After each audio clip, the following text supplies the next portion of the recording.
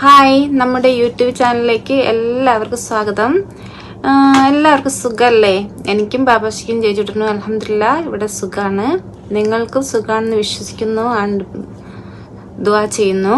പിന്നെ ഞാൻ ഇന്ന് നിങ്ങളോട് ഷെയർ ചെയ്യാമെന്ന് വിചാരിച്ചു. 2 ദിവസമായി വീഡിയോ ഇട്ടിട്ട് ഇപ്പം വീഡിയോ ഇടാൻ വിട്ടിട്ടില്ല. അപ്പം ഇന്ന് ഞാൻ നിങ്ങളോട് ഷെയർ ചെയ്യാൻ എന്താണെന്ന് വിചാരിച്ചിട്ടുണ്ടെങ്കിൽ, പിന്നെ ഞാൻ നാട്ടിലൊരു ബിസിനസ് തുടങ്ങിയിട്ടെന്ന് പറഞ്ഞിട്ടുണ്ടായിരുന്നു.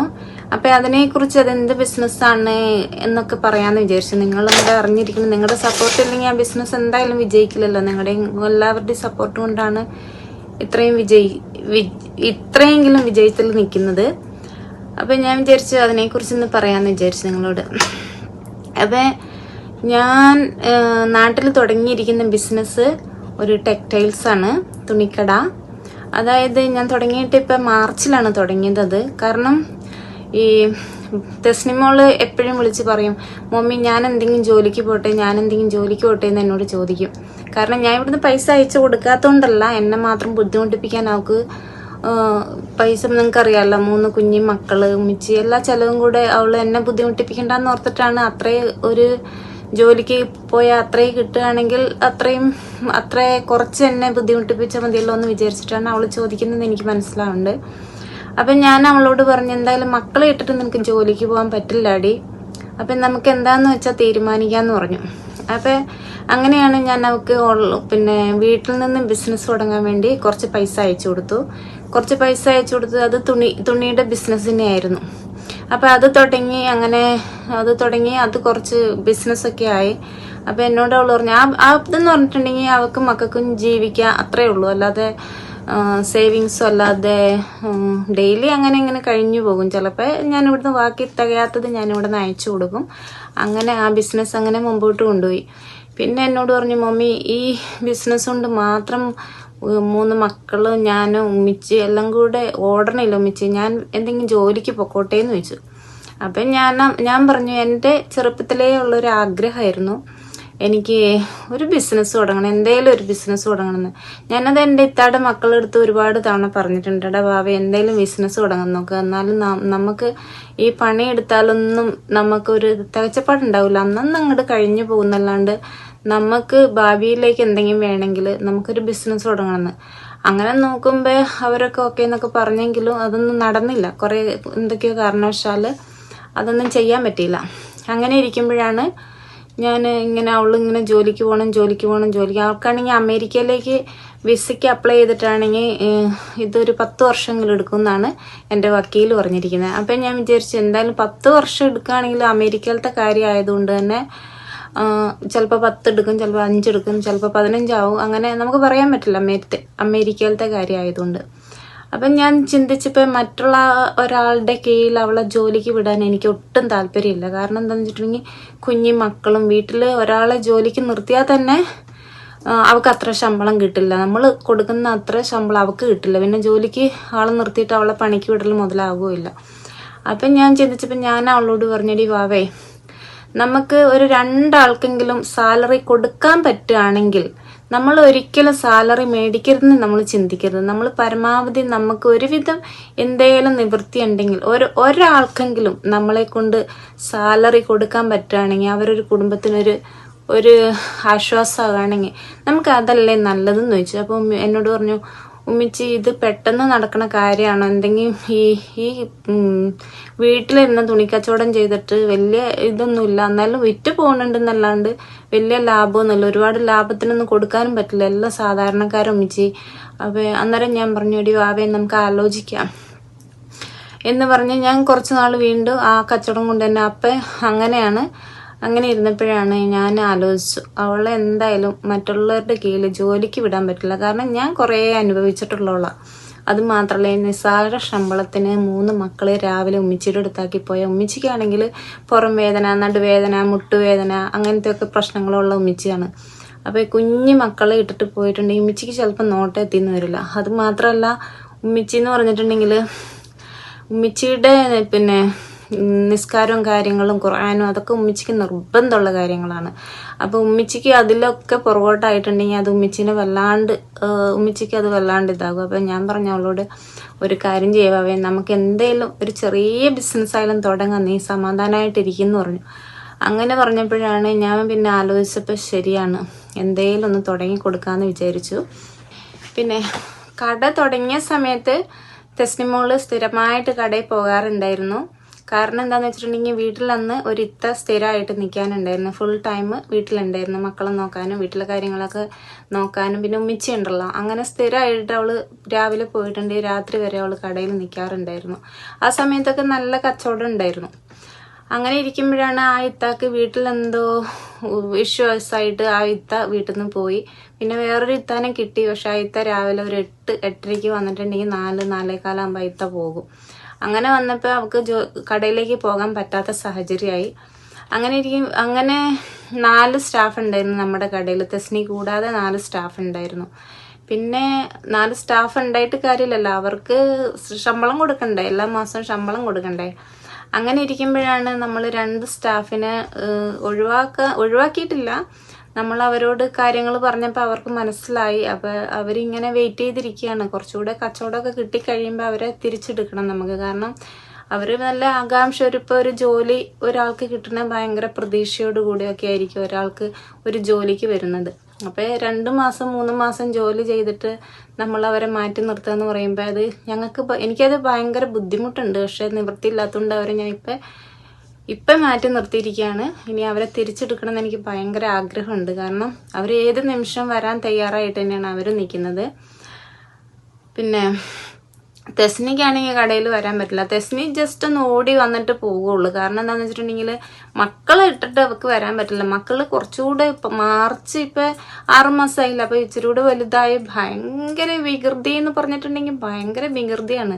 ആ ചെറുതുങ്ങൾ 2 ഭയങ്കര വികൃതിയാണ്. മൂത്തത് പിന്നെ കുറച്ചു നേരം ഫോണൊക്കെ കൊടുത്ത് അടങ്ങി ഒതുങ്ങിയിരിക്കും എന്ന് പറയുന്നുണ്ട്. രണ്ടാമത്തെ 2 ഒരു രക്ഷയില്ലാന്ന് പറയുന്നുണ്ട്. ഉമ്മിച്ചി പറയുന്നുണ്ട് അവരെ പുറകെ നടന്ന് എനിക്ക് രാത്രി ആകുമ്പോഴത്തേക്കും മേലൊന്നും അനക്കാൻ പാടില്ലാടി എന്ന് പറയും എന്നോട് വിളിച്ചിട്ട്. ഞാൻ വിളിക്കുമ്പോൾ പറയാം അങ്ങനെ ആയതുകൊണ്ടാണ്. അപ്പം തുണിക്കടയാണ് തുടങ്ങിയിരിക്കുന്നത്. വേറെ ഷെയറോട് കൂടെയാണ് തുടങ്ങിയിരിക്കുന്നത്. അപ്പോൾ ഷെയർ ആയതുകൊണ്ട് തന്നെ നമുക്കിപ്പോൾ 1000 രൂപ കടയിൽ നിന്ന് കിട്ടണമെങ്കിൽ 500 നമുക്ക് കിട്ടുള്ളൂ. അപ്പോൾ അങ്ങനെയും ബുദ്ധിമുട്ടുണ്ട്. ഇപ്പോൾ 2 സ്റ്റാഫ് ഉണ്ട്. പിന്നെ അപ്പം നിങ്ങളുടെ എല്ലാവരെയും സഹകരണം ഉണ്ടാവണം.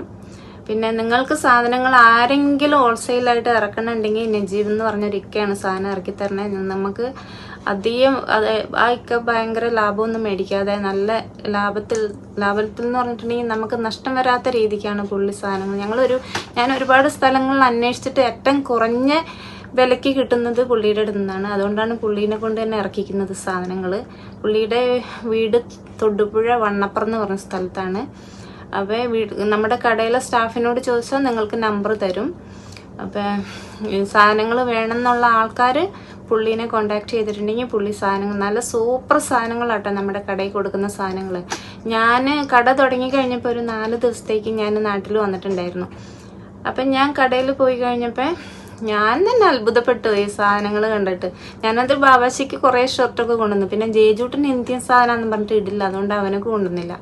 അപ്പോൾ ബാബാശിക്ക് കുറേ കൊണ്ടുവന്നു. എൻ്റെ ഫ്രണ്ട്സിനൊക്കെ കുറേ ഷർട്ടൊക്കെ കൊണ്ടു കൊടുത്തു. അപ്പോൾ എൻ്റെ കൂടെ വർക്ക് ചെയ്യുന്ന ആൾക്കാർക്കൊക്കെ കൊണ്ടു കൊടുത്തേക്കോ അവർക്കൊക്കെ എന്തൊരു അത്ഭുതമാണോ ഇത്. 100 രൂപ എന്ന് പറയുമ്പോൾ അമേരിക്കൻ പൈസ കൂട്ടുകയാണെങ്കിൽ നിങ്ങൾക്ക് നോക്കാമല്ലോ എത്ര രൂപ ഉണ്ടാവുമെന്ന്. അപ്പോൾ അവർക്കൊക്കെ ഭയങ്കര പൈസക്കല്ലാട്ടോ ഞാൻ കൊണ്ടു കൊടുത്തത്. ഞാനിങ്ങനെ പറഞ്ഞിടി നമ്മുടെ കടയിൽ നിന്നാണ്, നമ്മൾക്ക് തുടങ്ങിയ കടയിൽ നിന്നാണ് എന്നിങ്ങനെ പറയുമ്പോൾ അവർക്കൊക്കെ ഭയങ്കര അത്ഭുതം. അപ്പം നല്ല സാധനങ്ങളാണ് നമ്മുടെ കടയിലുള്ളത്. ആരും നല്ല സാധനം ഇങ്ങനെ വില കുറച്ച് കൊടുക്കണോണ്ട് നല്ല സാധനം അല്ലാന്നും പറഞ്ഞിട്ട് ആരും വിളിക്കാതെ എടുക്കാതെ ഇരിക്കണ്ട. നല്ല സാധനങ്ങൾ. അത് മാത്രമല്ല, ഞാൻ ചില മെസ്സേജുകൾ കാണാറുണ്ട് അവൾ ഇടുന്ന വീഡിയോയിൽ. വെറും ഉഡായിപ്പല്ല. നമുക്ക് ഒരു ഉഡായിപ്പും ഇല്ല. സത്യസന്ധമായിട്ടാണ് എല്ലാ കാര്യങ്ങളും ഞങ്ങൾ ചെയ്യുന്നത്. പിന്നെ കോള് വിളിക്കുമ്പോൾ ഞാൻ പറഞ്ഞല്ലോ 4 സ്റ്റാഫ് ഉണ്ടായിരുന്നു. 2 സ്റ്റാഫിനെ ഒഴിവാക്കിയത് കൊണ്ട് തന്നെ 2 സ്റ്റാഫ് മാത്രമേ ഉള്ളൂ. ചില ദിവസങ്ങളിൽ നെറ്റിൻ്റെ പ്രോബ്ലം വരും, അങ്ങനെ ഒരുപാട് പ്രശ്നങ്ങൾ വരും. അതുകൊണ്ട് അന്നേരം പെട്ടെന്ന് ചിലപ്പോൾ ആൻസർ ചെയ്യാൻ പറ്റിയെന്ന് വരില്ല. അതും കൊണ്ടാണ്, അല്ലാതെ ഉടായ്പൊന്നും ചെയ്തിട്ട് നമുക്ക് ഈ ലോകം മാത്രം പോരല്ലോ, പരലോകം കൂടെ വേണമല്ലോ.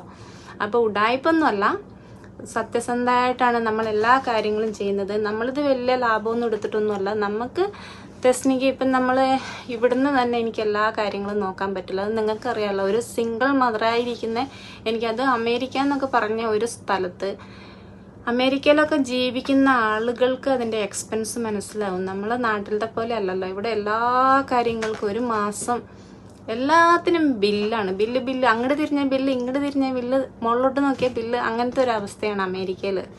അപ്പോൾ അതുപോലെ തന്നെ സാധനങ്ങൾക്കും ഭയങ്കര എക്സ്പെൻസാണ് എല്ലാ കാര്യങ്ങൾക്കും. അതുകൊണ്ടാണ് മെയിനായിട്ട് ഞാൻ ഈ കട തെസ്നിമോൾക്ക് തുടങ്ങി കൊടുത്തത്. കാരണം അവൾക്കൊരു ജോലി വേണമല്ലോ. അവളിങ്ങനെ ഇരുന്ന് ബോറടിക്കണ്ട.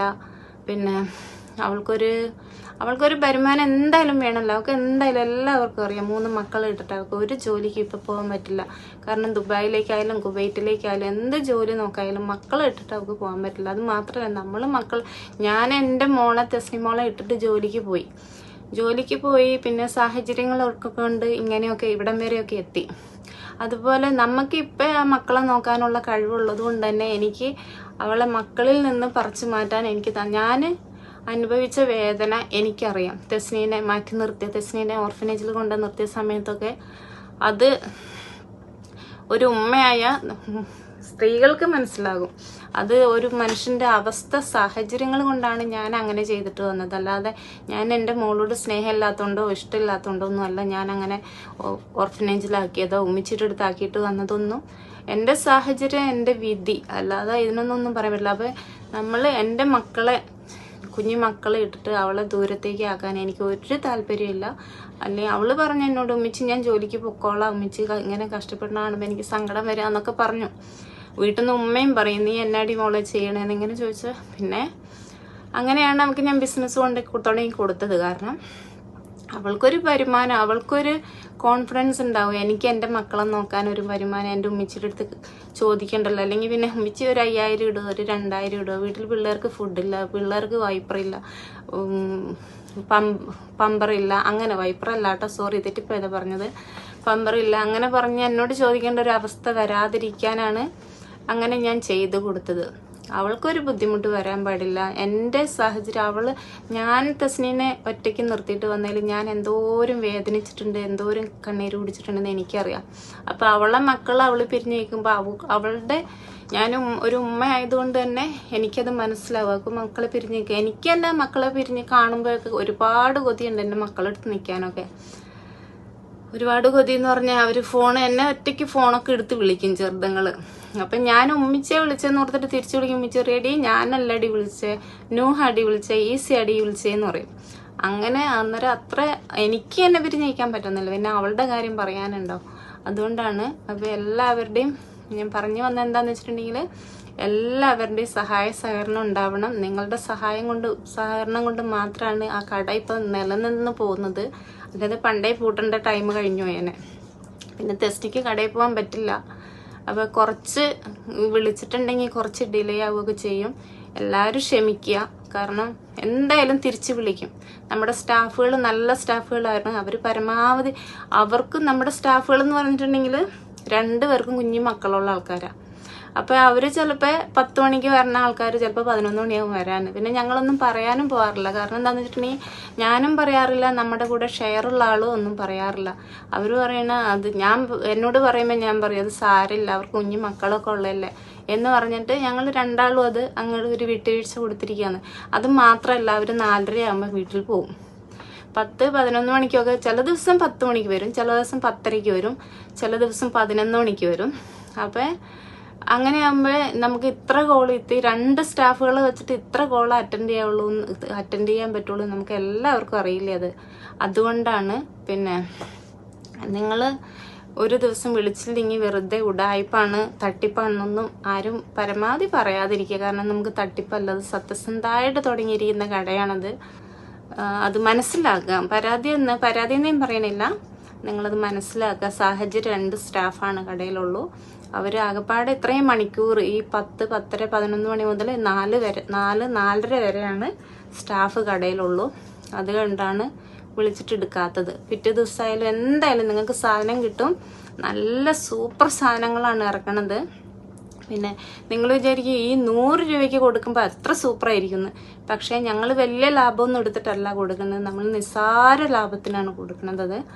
അപ്പോൾ 100 രൂപയ്ക്ക് നമ്മളെപ്പോലെ സാധാരണക്കാരാണല്ലോ സാധനങ്ങൾ മേടിക്കുന്നത്. അതുകൊണ്ട് തന്നെ നമ്മൾ അങ്ങനെ കൊടുക്കണത്. നല്ല ക്വാളിറ്റിയുള്ള നല്ല എടുത്ത ആൾക്കാർക്കോട് അവർക്ക് ഇപ്പം 100 സാധനം എടുത്ത ഒരാൾ എന്തായാലും കുറ്റം പറയും. അങ്ങനത്തെ ആൾക്കാർ ദുനിയാവിലുണ്ടല്ലോ. എത്ര നല്ലത് കൊടുത്താലും കുറ്റം പറയും. പക്ഷേ ഇപ്പം നമ്മൾ ഇന്നേ വരെ ഒരു പരമാവധി ഞങ്ങളുടെ എന്താ പറയുക, നമ്മുടെ സ്റ്റാഫുകൾ പരമാവധി നോക്കണുണ്ട്. എല്ലാ കോളും അറ്റൻഡ് ചെയ്യാനും എല്ലാവർക്കും റിപ്ലൈ കൊടുക്കാനും എല്ലാവർക്കും സാധനം കൃത്യസമയത്ത് എത്തിച്ചു കൊടുക്കാനും നോക്കുന്നുണ്ട്. കാരണം എന്നോട് കുറച്ച് ആളുകൾ ചോദിച്ചിട്ടുണ്ട് എന്ത് ബിസിനസ്സാണ് നാട്ടിൽ തുടങ്ങിയിരിക്കുന്നതെന്നൊക്കെ ചോദിച്ചുകൊണ്ടാണ് ഇന്നും ഞാൻ ഈ വീഡിയോ ഇടുന്നത്. കാരണം നിങ്ങൾ എൻ്റെ ഫാമിലിയാണ്. നിങ്ങൾ എന്നെ എൻ്റെ കുടുംബത്തെ നിങ്ങൾ ഏറ്റെടുത്തതാണ്. നിങ്ങൾ ഏറ്റെടുത്തെന്ന് പറഞ്ഞാൽ നിങ്ങൾ അത്രയും ഞങ്ങളെ സ്നേഹിക്കുന്നുണ്ടെന്ന് ഞങ്ങൾക്ക് മനസ്സിലായി. നമ്മളൊക്കെ ഒരു ഫാമിലി ആയി കഴിഞ്ഞു ഇപ്പം. അപ്പം എന്ത് ബിസിനസ്സാണെന്ന് നിങ്ങളൊന്ന് അറിയിക്കാമെന്ന് കരുതി. അപ്പം നിങ്ങൾ ദയവ് ചെയ്തിട്ട് സാധനം 1-2 ദിവസം ലേറ്റ് ആയി കഴിഞ്ഞാൽ സാഹചര്യങ്ങൾ മനസ്സിലാക്കുക. അതുപോലെ തന്നെ നിങ്ങളെ വിളിച്ചിട്ട് അന്നേരം എടുക്കാൻ പറ്റിയില്ലെങ്കിൽ ഡിലേ ആയി കഴിഞ്ഞാൽ ഉടായ്പല്ല, അത് എന്തായാലും സ്റ്റാഫുകൾ തിരിച്ച് വിളിക്കുക. 2 സ്റ്റാഫ് ഉള്ളത് കൊണ്ട് മാത്രമാണ്. നമുക്കിനി കച്ചവടമൊക്കെ കിട്ടിയിട്ട് വേണം. നമ്മുടെ 2 സ്റ്റാഫ് വെയിറ്റ് ചെയ്യുന്നുണ്ട്. അവരെ തിരിച്ചെടുക്കണം എന്ന് എനിക്ക് ഒരുപാട് ആഗ്രഹമുണ്ട്. കാരണം നമ്മളറിയണ കൊച്ചുങ്ങളാണ് 2 കൊച്ചുങ്ങളും. ഞങ്ങൾ അന്ന് പറഞ്ഞപ്പോൾ പെട്ടെന്ന് കുഴപ്പമില്ല, ഞങ്ങൾ വെയിറ്റ് ചെയ്തോളാം, കച്ചവടം കുറവുകൊണ്ടാണ് ഞങ്ങൾ മാറ്റി നിർത്തിയിരിക്കുന്നത്. അപ്പോൾ അവരെ തിരിച്ചെടുക്കാൻ ഒരുപാട് ആഗ്രഹമുണ്ട് ഞങ്ങൾക്ക്. എല്ലാവരുടെയും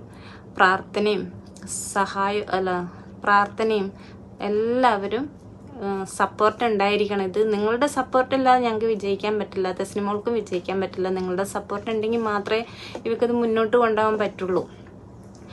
അപ്പം ഞാൻ നിങ്ങളോട് വീണ്ടും വരാം. എല്ലാവരും ഹാപ്പി ആയിരിക്കുക. എനിക്കും എൻ്റെ കുടുംബത്തിനും വേണ്ടി ദുആ ചെയ്യുക.